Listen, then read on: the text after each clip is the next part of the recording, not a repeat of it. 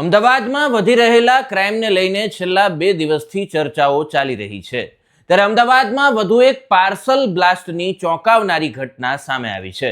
બ્લાસ્ટની વાત સાંભળતા જ તમને લાગશે કે આ કોઈ આતંકવાદી સંગઠન દ્વારા કરાયેલું કામ હોઈ શકે છે, પણ આ બનાવમાં એવું નથી. શું હતી સમગ્ર ઘટના તેની આ અહેવાલમાં વાત કરીશું.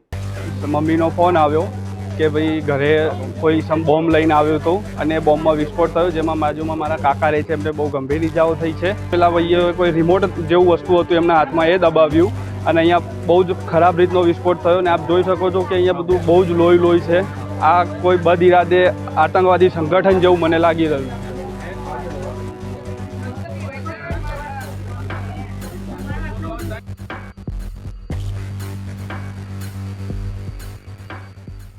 નમસ્કાર, આપ જોઈ રહ્યા છો અવર રાજકોટ અને હું છું આપની સાથે ORJ દક્ષિણી.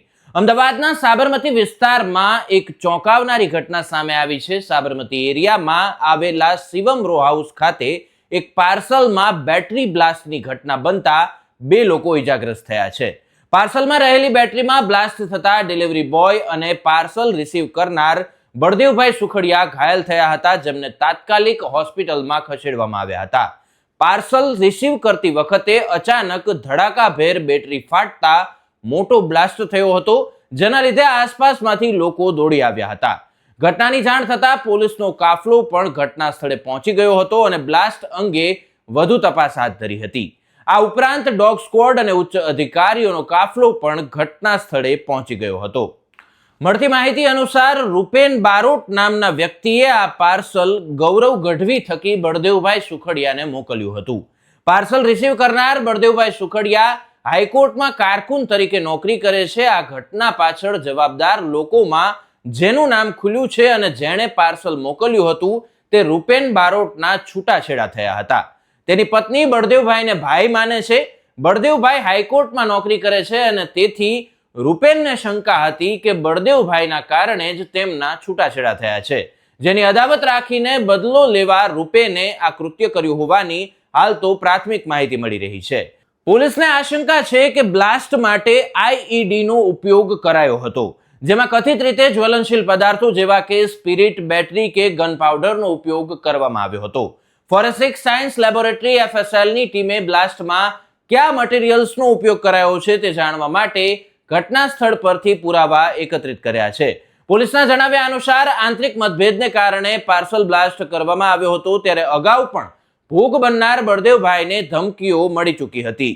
આરોપીઓ ડી કેબિન ગોદાવરી વિસ્તારના હોવાની હાલ બાતમી મળી રહી છે. ત્યારે અન્ય આરોપીઓના નામ પોલીસને મળી ગયા છે, જેમની ટૂંક સમયમાં ધરપકડ પણ કરવામાં આવશે. મારું નામ કમલ બલદેવભાઈ સુખડિયા છે અને હું સવારે જોબ ઉપર હતો, હું અને મારા વાઈફ. અને મમ્મીનો ફોન આવ્યો કે ભાઈ ઘરે કોઈ બોમ્બ લઈને આવ્યો હતો અને બોમ્બમાં વિસ્ફોટ થયો, જેમાં બાજુમાં મારા કાકા રહે છે, એમને બહુ ગંભીર ઇજાઓ થઈ છે અને મારા પપ્પાના પગમાં ઈજા થઈ છે. અને એ સિવાય મારા કાકાનો દીકરો છે નાનો, જે 5 વર્ષનો, એના પગમાં પણ ઈજા થઈ છે. અને એ વ્યક્તિ હાથમાં બોમ્બ લઈને આવ્યો અને 2 સોસાયટીના રહીશોના કહેવા પ્રમાણે 2 વ્યક્તિ ઓટો લઈને ત્યાં બહાર ઊભા હતા, જે અહીંયા તરત લઈને આવ્યો ને ત્યાં પેલા ભાઈએ કોઈ રિમોટ જેવું વસ્તુ હતું એમના હાથમાં, એ દબાવ્યું અને અહીંયા બહુ જ ખરાબ રીતનો વિસ્ફોટ થયો. અને આપ જોઈ શકો છો કે અહીંયા બધું બહુ જ લોહી છે અને હજી પણ બધી વસ્તુઓ અહીંયા ને અહીંયા જ પડી છે. આ કોઈ બદ ઇરાદે આતંકવાદી સંગઠન જેવું મને લાગી રહ્યું છે. તમારી કોઈની સાથે દુશ્મની હોય? કોઈ જ નહીં સાહેબ, અમે સવારે નોકરી જઈએ અને સાંજે ઘરે આવીએ છીએ. હું એડવોકેટના હાથ નીચે કામ કરું છું. કઈ જગ્યાએ તમે રહો છો? બનાવ ક્યાં? હું IOC road Chandkheda Shivam row હાઉસમાં. સેક્ટર 1 ના JCP નીરજ બડગુજરે જણાવ્યું હતું કે આ વિસ્ફોટ પારિવારિક વિવાદને લગતા અંગત કારણોસર કરાયો હોવાનું જણાય છે. અમે પાર્સલ પહોંચાડનાર ગૌરવ ગઢવીની ધરપકડ કરી છે અને કાવતરામાં સામેલ અન્ય વ્યક્તિઓને શોધી રહ્યા છીએ. સમગ્ર મામલે હત્યાના પ્રયાસનો કેસ નોંધવામાં આવ્યો છે અને તેની તપાસ પણ ચાલી રહી છે. બીજા સાથીદારનું ઠેકાણું શોધવા અને હુમલામાં વપરાયેલ IED વિશે વધુ વિગતો મેળવવા માટે પોલીસ ગઢવીની પૂછપરછ કરી રહી છે. ત્યારે પૂછપરછમાં વધુ શું વિગતો સામે આવે છે તે જોવાનું રહ્યું. ન્યૂઝ રિલેટેડ આવા જ વિડીયોઝ માટે હવે રાજકોટની YouTube ચેનલને સબસ્ક્રાઇબ કરવાનું ભૂલશો નહીં. નમસ્કાર.